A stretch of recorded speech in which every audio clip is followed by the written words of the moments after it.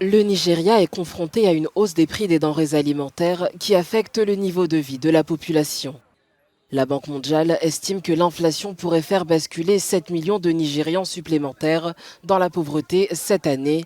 Pour aider les familles en situation de précarité, diverses initiatives ont vu le jour. L'une d'entre elles est la Lagos Food Bank Initiative.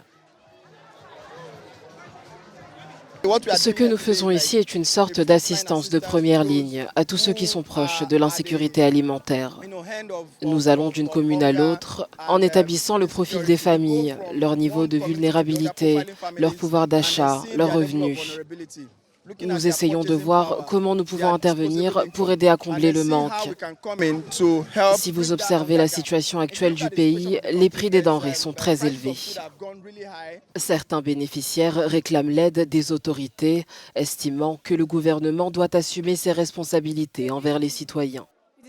Considérant le prix des denrées alimentaires, je ne pense pas que les gens puissent se le permettre. Je voulais acheter 1,5 litre de kérosène. Avant, c'était 200 naira. Maintenant, il faut débourser 1500 naira. Imaginez-vous. Nous supplions notre gouvernement de nous fournir des aides. Car pendant les élections, nous travaillons pour lui. Nous faisons la queue. Nous allons voter. S'il vous plaît, dites à notre gouvernement de ne pas nous oublier. Dans la première économie d'Afrique, au moins 17 millions d'enfants sont sous-alimentés selon l'UNICEF. Une situation qui, selon cette nutritionniste, nécessite la mise en place de dispositifs adaptés.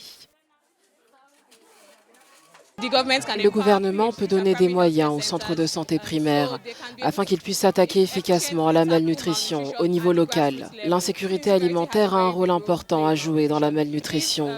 Lorsqu'on s'attaque à cette insécurité, nous constatons une réduction des cas de malnutrition. Selon le Bureau national des statistiques du Nigeria, l'inflation alimentaire est de 23,12% et le chômage est de 33,30%. Compte tenu de la situation désastreuse actuelle, beaucoup pensent que des initiatives comme celle-ci contribueront à lutter contre la faim et la malnutrition dans les familles indigentes du pays.